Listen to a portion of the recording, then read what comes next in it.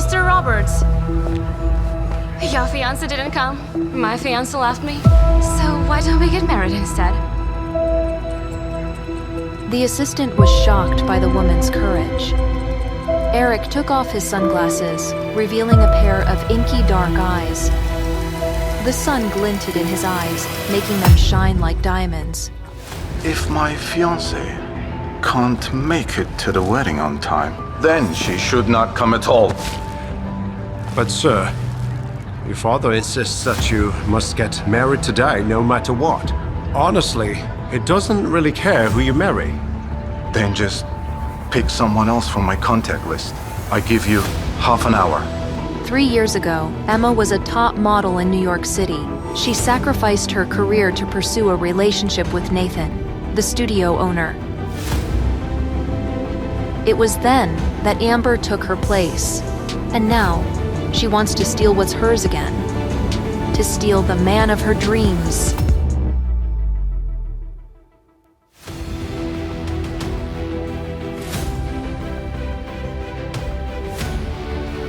Emma Miller woke up in her bedroom to find her fiancé Nathan passionately kissing another woman dressed in Emma's wedding dress.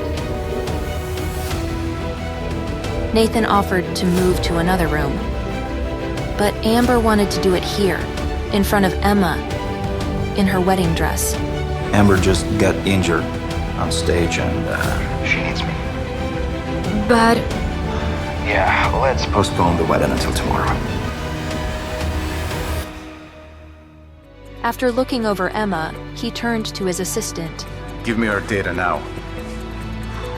Okay. Emma? Miller. Right. Grabbing his cell phone, the assistant quickly found Emma's data and showed the information to his boss. Here she is, sir. 2 minutes later, Eric's lips twitched slightly, and he said only one word.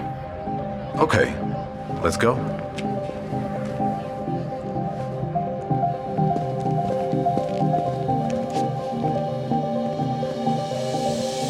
The wedding was like a haze. In less than 30 minutes, Emma was holding her marriage certificate. The newlyweds were strolling slowly down the street. Emma looked nervously at her new husband. Thank you for marrying me. If there is something you need from me in return, just let me know. And I have 2 simple requests for you. Tiredly unbuttoning his shirt collar, Eric listened to Emma carefully. First, if you have no choice, please don't tell anyone about our relationship for now. And secondly, I would appreciate it if you would stay out of my personal affairs. But don't worry, I have no intention of having a relationship with another man. A slight smile appeared on Eric's face, and Emma felt his powerful aura filling the entire car. Okay. For now, I can promise you these 2 things. But after a 6-month trial period, I will publicly announce our marriage. Besides, I don't think a married couple should live apart. Take a few days to pack your things, and then I want you to move in with me. My assistant, Luke, will contact you with the address. You're welcome. Okay, thank you. Emma agreed to the conditions set by her new husband. She bid farewell and walked to her own. Her story was just beginning. Luke, Eric's assistant, was sitting in the driver's seat. He looked at his boss in the rearview mirror. He suggested that they return to Eric's family mansion to announce the good news to all the relatives. Eric interrupted Luke and instructed him to follow Emma and report back on her every move. After this order, he glanced at his fiancé. Eric followed Emma closely as she walked slowly to her car. As the president of an international entertainment agency, he had heard of Emma before. He remembered that she had once been a famous model, and that 3 years ago she had turned down an offer from the leading entertainment agency Star King, signing with Global Pictures Entertainment instead. A little later, rumors began to spread in the industry about her relationship with Global's boss, Nathan Davis. Eric wondered where this spontaneous marriage would lead. He put on his sunglasses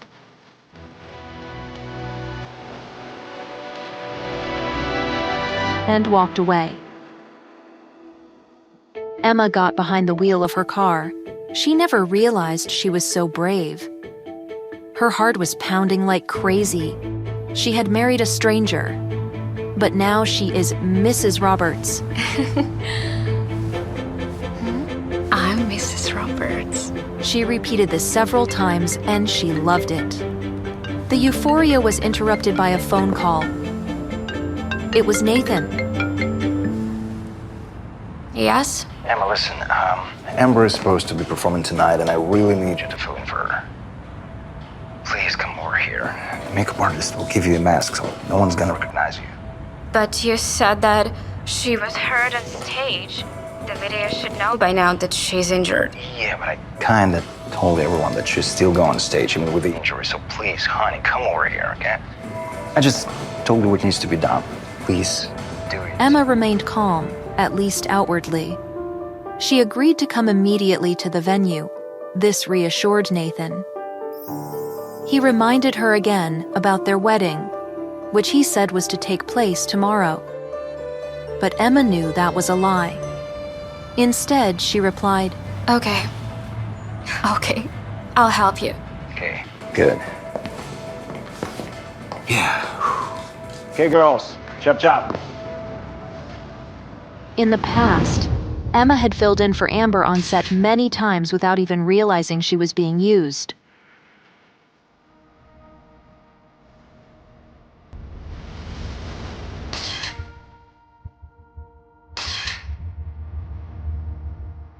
But she wasn't going to do it again. Emma called the only person she still trusted, her manager, Lisa. Emma told her everything about Nathan's infidelity, Amber's pregnancy, and how they were using her as a puppet. And most importantly, how she would take revenge on them. Emma was going to do to them what they had done to her. Yes, she had a plan.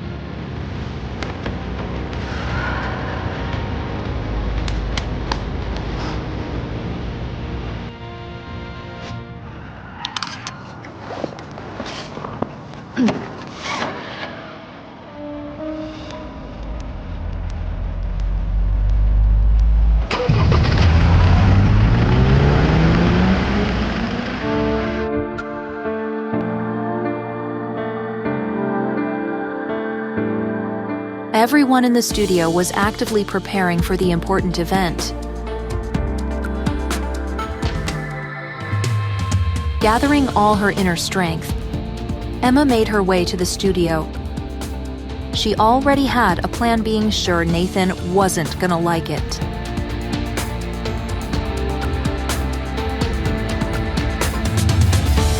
Amber's assistant, Harry, a man with a muscular build and a sneaky character, was in charge of the process. When she walked into the studio, everyone forgot what they were doing for a few seconds because they were mesmerized by her beauty. Harry had been waiting for Emma for a long time. The process of preparing a model for a show is very complicated and troublesome.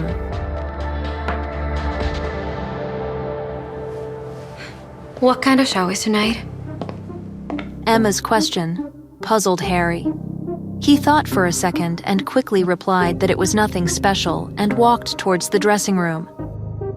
But Emma knew it was much more than nothing special. It was a fashion show for the famous French jewelry brand Belle Aime. This show was very important for Amber's career because she could become the ambassador for Belle Aime. Harry lied, but now Emma didn't let herself be fooled. Harry took Emma to Amber's private dressing room, which Amber kindly allowed Emma to use. At the same time, Harry showed the show schedule and explained that Emma would appear instead of Amber in the grand finale during the presentation of the jewelry. Harry opened an expensive velvet-lined box and presented Emma with an incredibly beautiful diamond necklace with a large pendant on it. Harry ordered the makeup artist to start working. Then, he walked out. And hurry up, girls. The show starts in an hour. While the makeup artist was working with Emma, Eric's assistant, Luke, was carefully following his boss's orders and watching Emma's every step. He overheard that Emma was to replace Amber during the show. And of course, he reported this to Roberts, who ordered Luke to make sure that Emma would take part in the show. Eric wanted to see his new wife in action.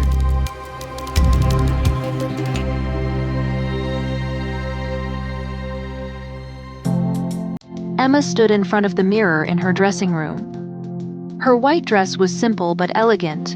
White and form-fitting, it perfectly emphasized Emma's waist. With her hair tied back, Emma looked absolutely stunning. Even the diamond hanging around her neck faded in comparison to Emma's beauty.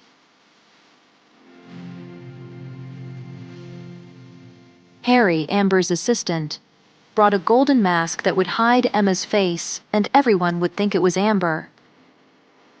When he saw Emma, he was simply speechless. Even if Emma stood absolutely motionless, she would still be the center of attention. Now Amber will definitely get the contract. Emma took the golden mask from Harry's hands and put it on. Now her image was complete. Did all of them, even Nathan, really think that the mask would hide her identity? We'll see.